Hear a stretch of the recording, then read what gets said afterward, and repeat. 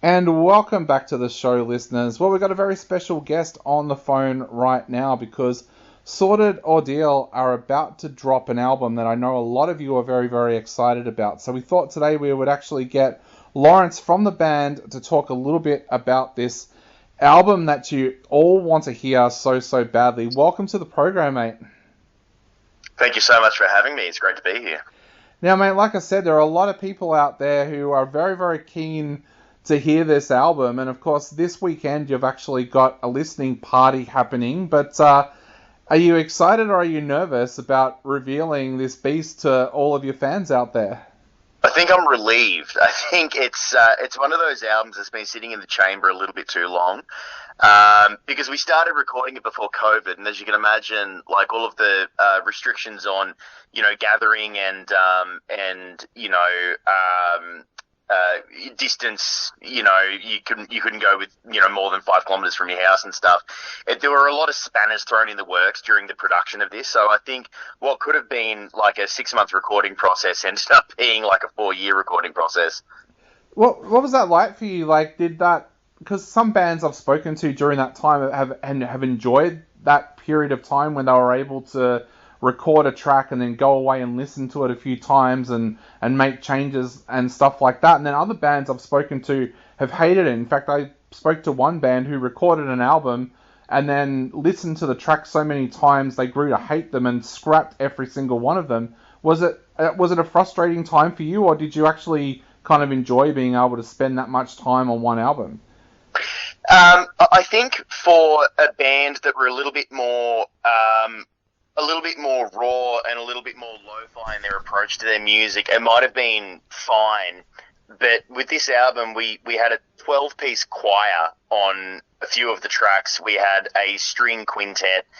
We had a horn section. So there was genuinely an impediment to being able to actually put multiple people in a room. I think, like, if you could put, 3 or 4 people in a room and, record something, smash it out, and then go away and listen to it, it would have been fine. But we had scored a lot of stuff, and so it was quite high production, and because of that, that's where the hindrance really came in. So there were aspects of it that meant I could sort of go away and really think about how I wanted the score to sound, but then there were times when we were ready to go and we just couldn't pull the trigger.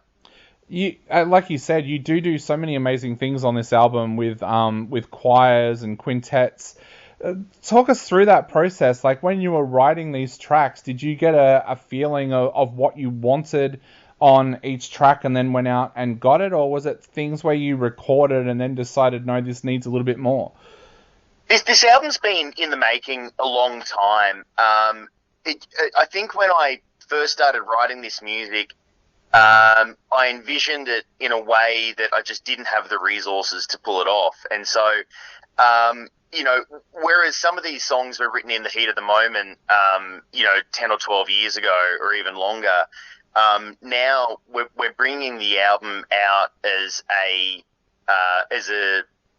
reflective sort of concept record on what it was like to move from, a very conservative parochial area of New South Wales and move down to Melbourne and sort of have the coming of age experience happen, in the city, away from everything I'd ever known, and being blasted in the face by music, art, culture, drugs, booze, nightclubs. Like, the whole thing just sort of lifted the lid off. And so when I've always been very heavily influenced by big production music, like Springsteen and Meatloaf. Like, I like big, choral arrangements. I like things that are epic, and because of that, I don't think I didn't want to, how, like, on the first Rage Against the Machine record, in the liner notes, for those of you who have seen the CD, I know a lot of kids like just stream music these days, but for those of you who are too young to remember CDs, you'd open the CD case up and it said on the inside of the first Rage Against the Machine record, no synthesizers or keyboards were used in the production of this record. And I'm a bit of a purist like that. I wanted to preserve the authenticity of the music, so that it was It had to be recorded by a musician. It couldn't just sound perfect. It had to have that human element to it where everyone, relied on intonation and feel, and the music naturally speeds up and slows down during different sections of the music. So, demos of these songs were recorded years ago, and a couple of them wound up on a pretty lo-fi EP.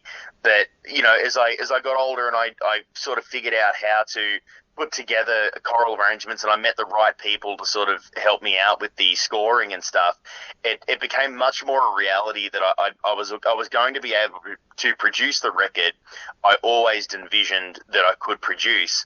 And so after we recorded the floor tracks, after we got the drums, bass, guitars, and a lot of the singing down, that was when we went into the arrangement area. And I was working as a postman at the time. And one of the most amazing inventions to ever happen in the history of postal delivery is the Bluetooth speaker. That thing has alleviated boredom that generations and hundreds of years of posties have never been able to alleviate. So I spent a good few months just listening to music that had big choral arrangements on it and big strings arrangements on it. And there's lots of different versions of it out there. And I mentioned Springsteen and Meatloaf earlier, both artists that have released incredibly elaborate high production records. Some of them done in a clever way that they were able to maintain a small budget.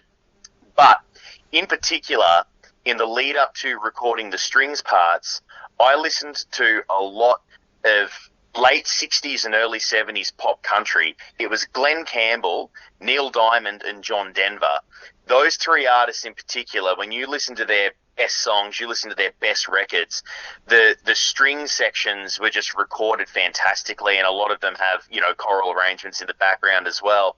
But a lot of those recording sessions were recorded by that mob in I think it was the mob in Los Angeles called the Wrecking Crew, Yep. who were the studio musos, the session musos who would come in and record, on those records and Linda Ronstadt's records. And so I took a lot of influence from that. And when the drummer at the time, Christian and Christian's the arranger of the parts, when he and I sat down and we were sort of working out, what sections we were going to have and where we were going to have things, so much of my sensibilities were influenced by those pop country records from the 60s and 70s. Wow, and this is such an autobiographical album for you as well. Like, as you said, this tells your story about leaving country New South Wales and coming to Melbourne. But, of course, that means it's in the past as well, during the Howard and Rudd eras.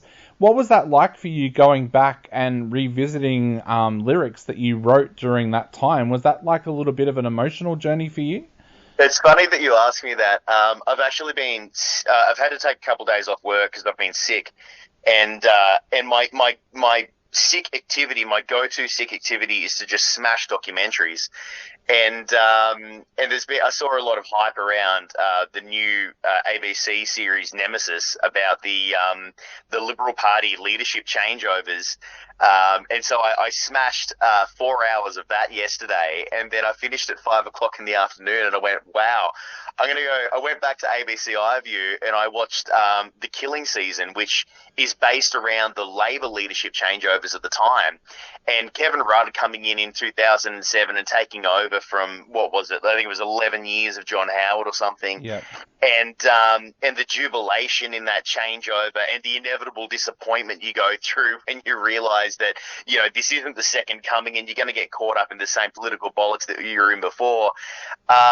It was interesting watching all of those documentaries yesterday because they're so inherently endemic to my music. And when when we were producing these songs and we were getting the lyrics out and stuff, I remember, there are certain lines you read that I go, I wouldn't write it that way now, and I wouldn't sing it that way now, because it was done through the lens of an 18, 19, 20-year-old. So it is an emotional journey. It is. And you don't just reflect on the geopolitical climate at the time. You also reflect on where you were at in life and, partners that you had and mistakes that you made and degrees that you failed. it is fascinating to go back and look at these records as a time capsule, but I have rewritten some of the songs in a way that I can reflect on it as the 35-year-old man I am now, and I think it's a fascinating record because of that. I think it's fascinating for me to sort of be able to finally release this music the way I always wanted it to, for the majority of the structure to have been built when I was in the heat of the moment, and then now to come back to it and revisit it and go, wow, this music deserves to get put out there the right way.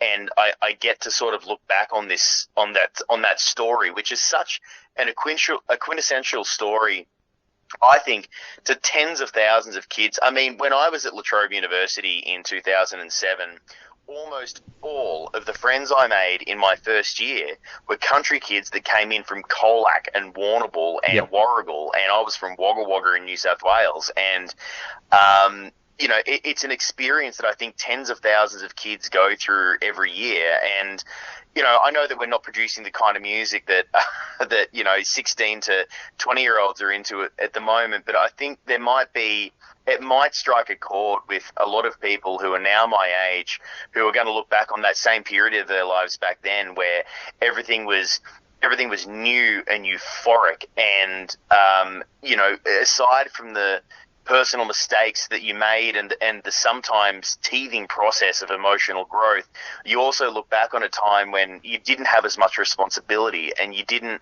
have to keep a roof over your head, or you might have still been living at home, or rent wasn't as an important aspect of your life, or you had 50 friends that you would go out with on a regular basis, not the 5 that you've whittled it down to now because adult life kicked in. So, yeah, the whole thing is a massive emotional journey because of so many of those things. And I think that's one of the reasons why, I almost see this album as a time capsule, because I went through that as well. I came from the country and came into Melbourne to go to uni, and I think one of the things, like you said, a lot of kids bond over that. I remember my first day at uni, I walked into this room and I was absolutely terrified, and I went and sat with these kids, and it was because of the t-shirts they were wearing, because of the band t-shirts they were wearing, there was music I liked. And then I realized when we all sat down and started talking, we were all from the country. It was like we all gravitated towards each other as well.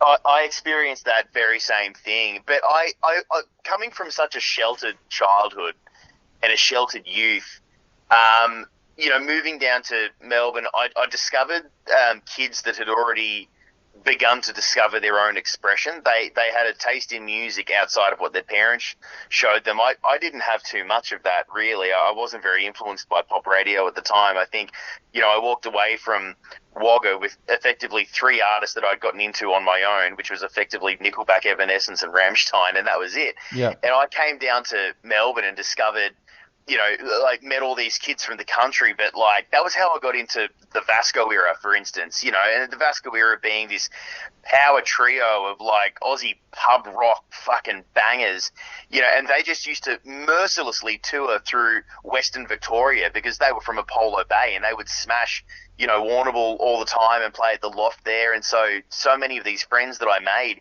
introduced me to music like that, or got me into the Drones, or so relating to each other over familiar stuff. You're right. You turn up to Melbourne shit scared, and then you start to build that foundation. You start to build that base. It's that coming of age process. Definitely. Now this is part 1. I understand that you're going to be working on a kind of part 2 for this album as well. It's already finished. Okay.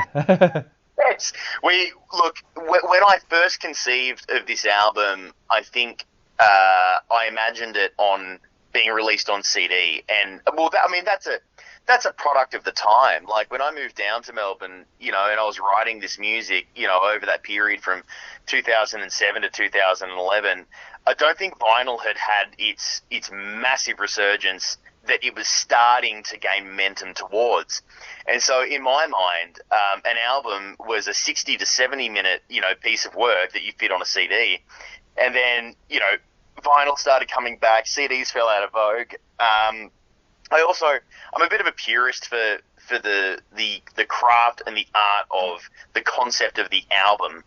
And, so much of the music I'm influenced by is from the 60s and 70s. And, don't think any of the Zeppelin records up until Physical Graffiti were more than 42 minutes because, you know, it's bad form to put more than 21 minutes worth of music per side on a vinyl. So we recorded the whole record, and then after the fact I went, well, this is going on vinyl. Like, we put in far too much effort not to do that. We couldn't fit 80 minutes of music on vinyl, so let's cut it into 2 records, and then it perfectly forms a part 1 and part 2 story. That is amazing. I can't wait for part 2 as well. Well, Lawrence, I know we're running out of time and you've got to get to work. So to finish off, what would you like to say to people out there who are going to go out and grab a copy of this album on the day that it comes out, which I understand is it February 13th? It's 16, I'm pretty sure. Yeah. So what would you like to say to people out there who are going to go out there and grab a copy of the album on the day it comes out? Don't listen. Just do yourself a favor. Go back to being 14 years old again, putting the record on, and then lying on your back on the bed and listening to every single song the way it was meant to be heard. This album, this isn't background music. There is so much detail in there.